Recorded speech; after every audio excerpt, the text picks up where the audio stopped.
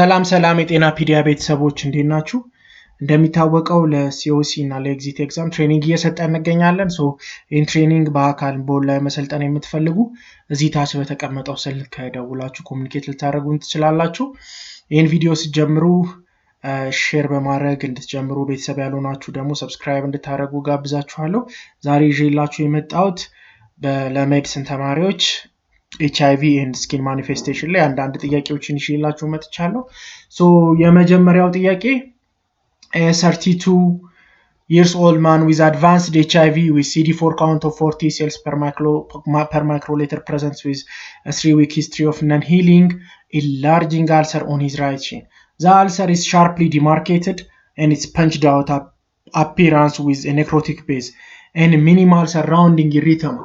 He reports no pain. He recently traveled to a Midwestern state. Which of the following is the most likely causative organism? A. Trypanosoma pallidum. B. Cryptococcus neoformans. C. Histoplasma capsulatum. D. Pseudomonas aeruginosa. E. Leishmania major. So our answer is Histoplasma capsulatum.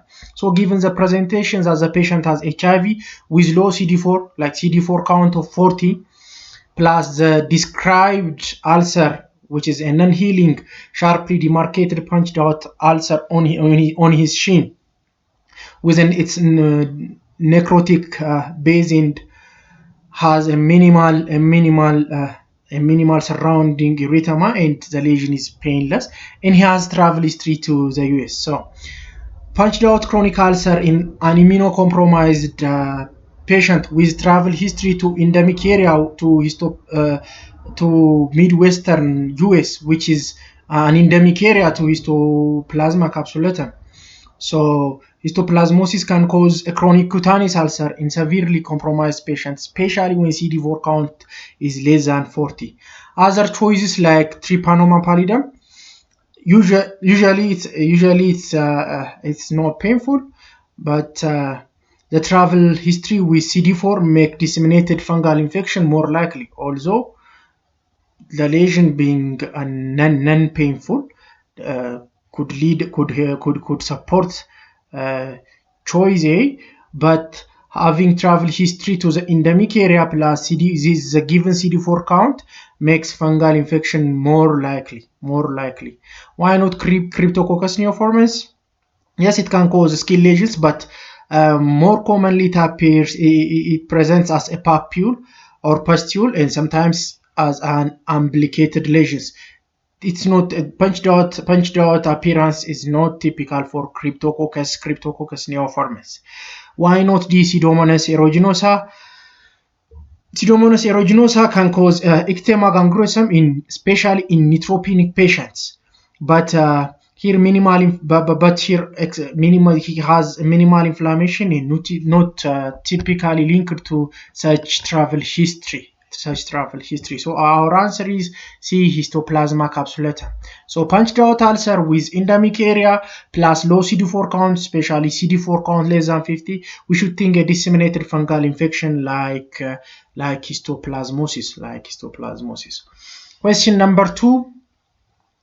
A 28 years old woman with HIV, CD4 count given 220, who started ART 6 weeks ago, develops a sudden eruption of dozens of small, dome-shaped, smooth, pearly papules on her face, neck, and upper trunk. Some have a central dull or umbilication. The eruption is mildly pruritic, which is the most likely mechanism for this presentation. A. Immediate hypersensitivity reaction to nucleoside reverse transcriptase inhibitors.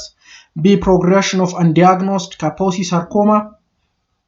C. Immune reconstitution inflammatory syndrome to subclinical molluscum contagiosum virus. D. Disseminated cutaneous mycobacterium avium complex infection. E. Drug-induced pseudolymphoma syndrome. So, information given: 20 years old woman. She has HIV with CD4 count of 220 and she started ART 6 weeks ago. So, a sudden eruption of dozens of small, dome-shaped, smooth, pearly papules, and some with central layer, important point, with central layer application on her face, neck, and trunk. So our answer is iris with 2 subclinical molluscum contagiosum. So Post-ART eruption, especially if there is a molluscum-like lesions, as the lesion as described, like dome-shaped, smooth pearly papules, and some might have central amplification. So describes a molluscum. So our answer will be iris to molluscum. So after starting ART, immune reconstitution inflammatory syndrome, which is an immune system recovering and mounting an inflammatory response against subclinical infection. So molluscum contagiosum caused by a pox virus is common in HIV and can flare with iris. So the morphology described fits like a pearly papules with central amplification as described. Why not A? Immediate hypersensitivity. Immediate hypersensitivity.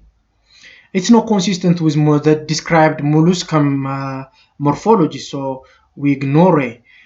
Kaposi sarcoma lesions, usually their color is purple to brown plaques. They are not pearly papules. Again, the described lesion does not describe Kaposi sarcoma.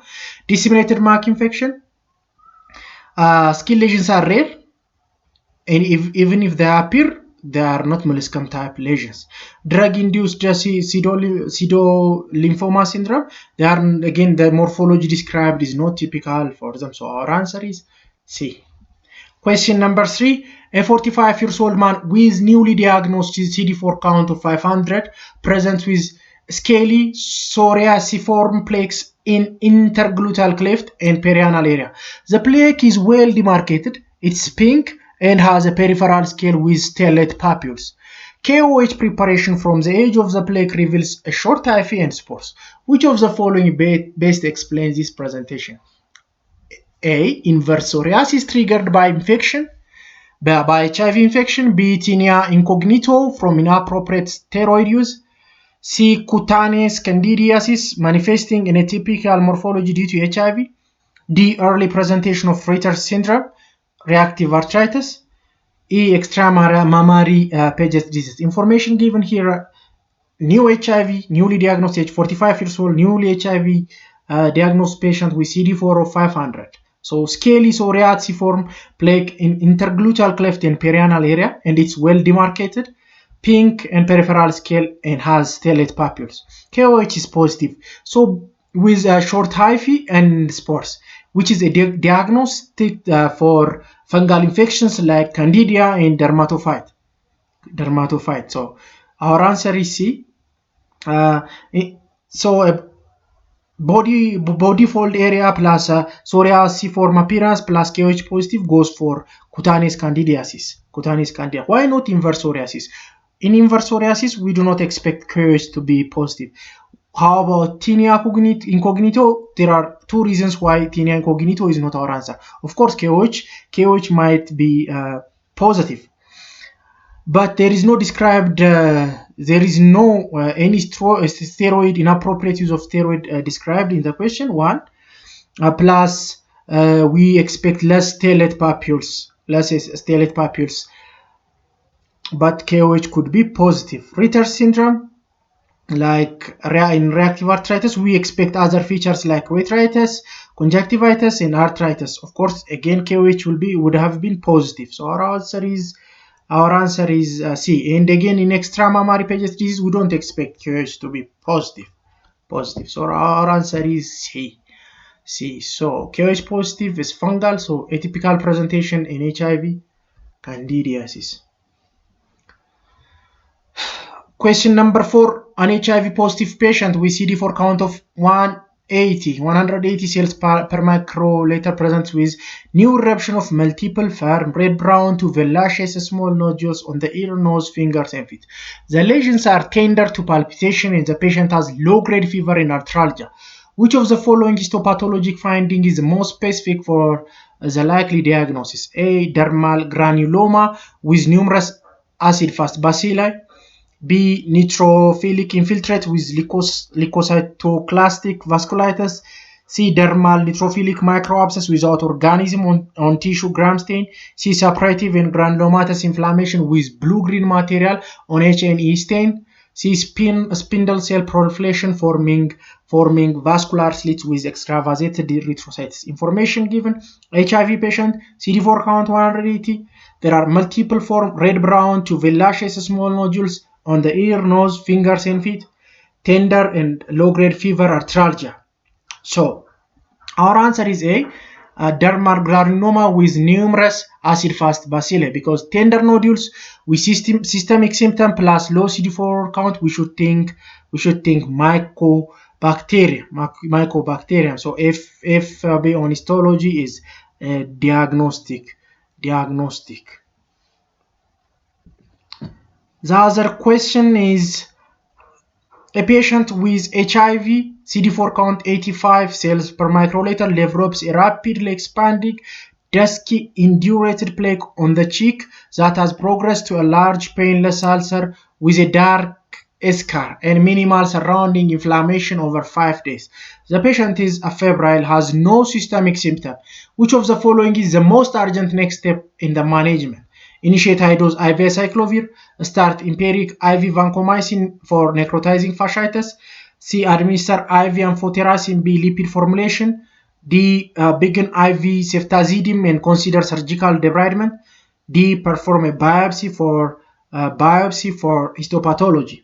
So HIV information given here, patient has HIV and CD4 count of 85, and the described problem is rapidly expanding dusky indurated plaque on the cheek and painless ulcer with dark scar, minimal inflammation over 5 days, and the patient is febrile, no other systemic symptom. So our answer is D. We should start IV ceftazidime and consider surgical debridement, because rapid necrosis with scar and low CD4, we should think of pseudomonas sepsis until proven otherwise.